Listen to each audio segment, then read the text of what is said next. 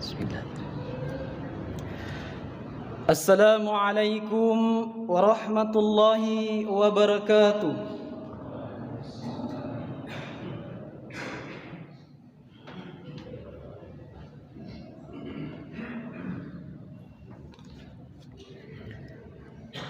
Alhamdulillahi rabbil alamin. Nahmaduhu wa nusalli wa nusallim ala rasulihil karim. Ashhadu an la ilaha illallah wahdahu la syarika lah wa ashhadu anna Muhammadan abduhu wa rasuluh. Faqala ta'ala fil kitabihil karim, innallaha wa malaikatahu yusalluna 'alan nabi ya ayyuhalladzina amanu sallu 'alaihi wa sallimu taslima. Allahumma salli 'ala Muhammad wa barik 'ala Muhammad. Faqala an-nabi sallallahu alaihi wasallam, man tamassaka bi sunnati inda fasadi ummati falahu azru mi'ati syahid. Ayuhan nas, ittaqullaha haqqa tuqati wa la tamutunna illa wa antum muslimun. Amma ba'du. Hadirin jemaah Jumat yang dimuliakan Allah Subhanahu wa taala.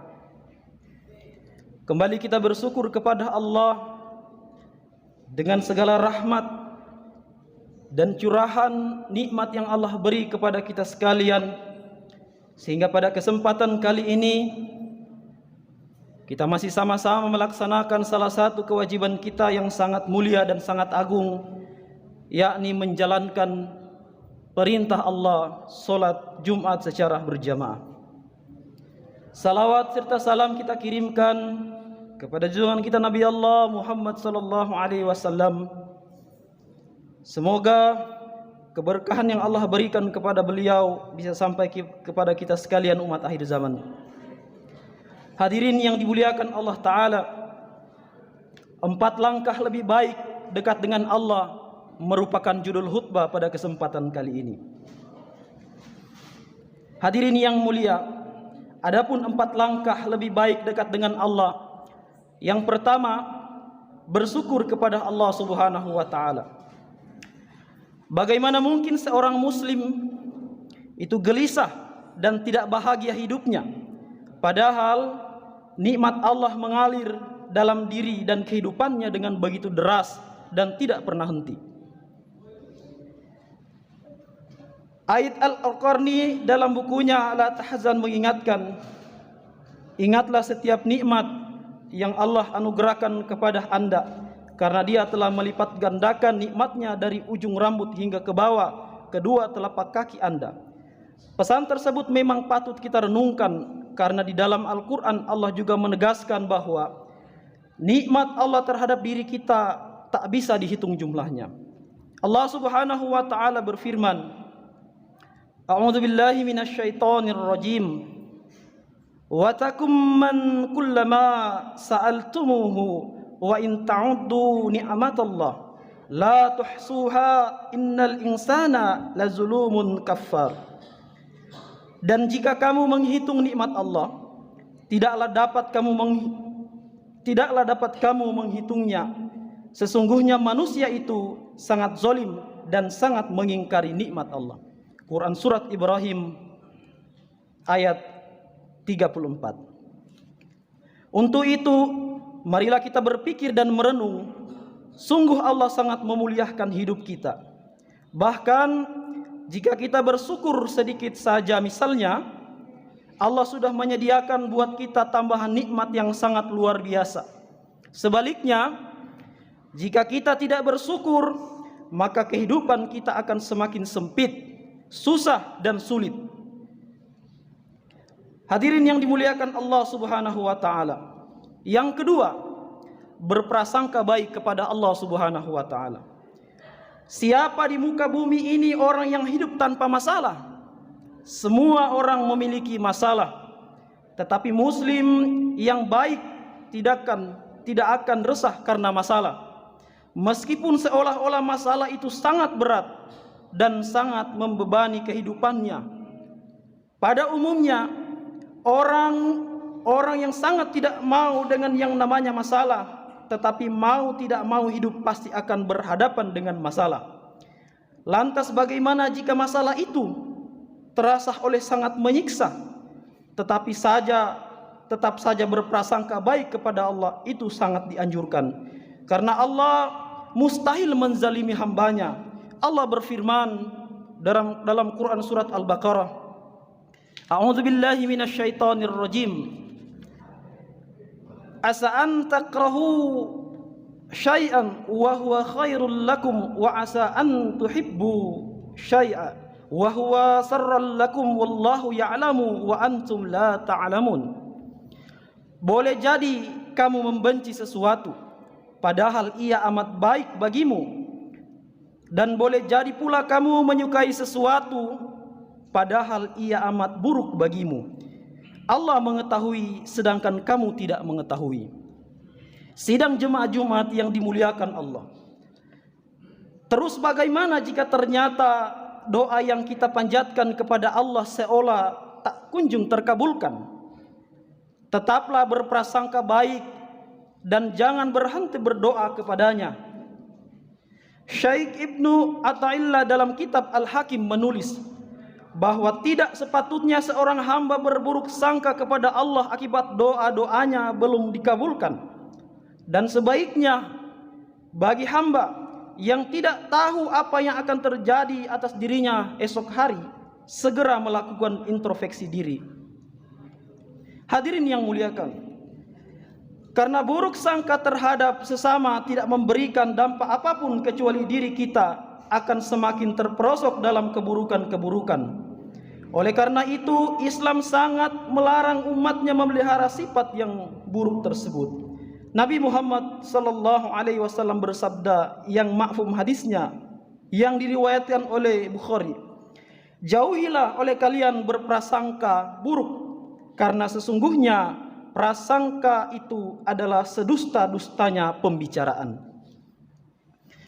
Jadi sangat rugi kalau kita sampai membiarkan prasangka buruk bersarang dalam dada dan kepala kita, karena selain tidak memberi manfaat positif, tanpa kita sadari dosa kita justru terus bertambah dan hati kita semakin buruk serta mental kita juga akan semakin jauh. Na'udzubillah.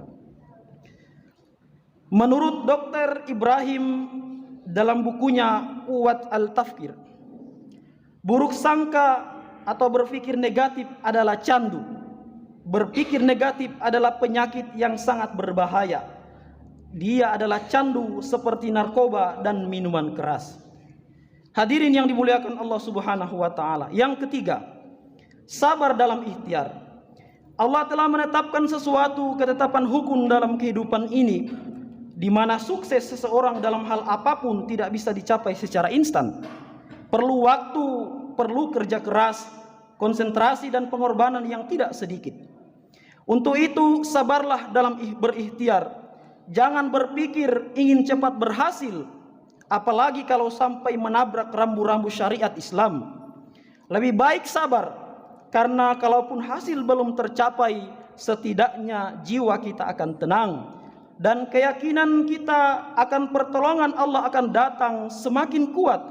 Bahkan Allah akan senantiasa menyertai kita dan mencintai kita karena kesabaran kita. Umar bin Khattab berkata, dengan kesabaran kita tahu makna hidup yang lebih baik. Hadirin yang mulia, yang keempat, tawakal kepada Allah Subhanahu wa taala. Bagaimana jika ternyata harapan dari upaya dan pengorbanan yang kita lakukan tidak membuahkan hasil? Tawakal saja kepada Allah. Karena yang paling mengerti mana yang terbaik buat hidup kita hanyalah Allah, bukan diri kita. Oleh karena itu, perkuatlah ketawakalan kita kepada Allah Subhanahu wa taala. Ibnu Hajar Al-Asqalani berkata, tawakal yaitu memalingkan pandangan dari berbagai sebab setelah sebab disiapkan. Artinya, sebab bukanlah penentu, tetapi Allah yang maha menentukan. Hadirin yang mulia, dengan keempat langkah tersebut, insya Allah kita akan selamat dari tipu daya syaitan dalam menjalani kehidupan sementara di dunia ini. Bahkan Allah akan senantiasa melindungi kita dan menambah kasih sayangnya kepada kita, bersebab kita memang berharap hanya kepada Allah Subhanahu wa ta'ala. Amin.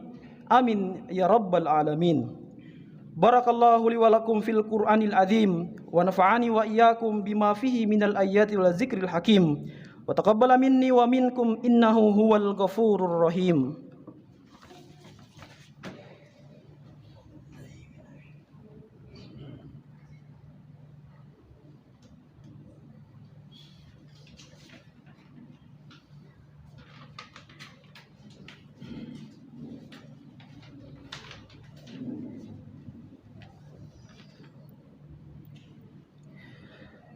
الحمد لله الذي أرسل رسوله بالهدى ودين الحق ليظهره على الدين كله ولو كره المشركون أشهد أن لا إله إلا الله وحده لا شريك له وأشهد أن محمدا عبده ورسوله يا أيها الذين آمنوا اتقوا الله حق تقاته ولا تموتن إلا وأنتم مسلمون يا أيها الذين آمنوا اتقوا الله وقولوا قولا سديدا يصلح لكم أعمالكم ويغفر لكم ذنوبكم ومن يطع الله ورسوله فقد فاز فوزا عظيما اللهم صل وسلم على محمد وعلى آل محمد كما صليت وسلمت على إبراهيم وعلى آل إبراهيم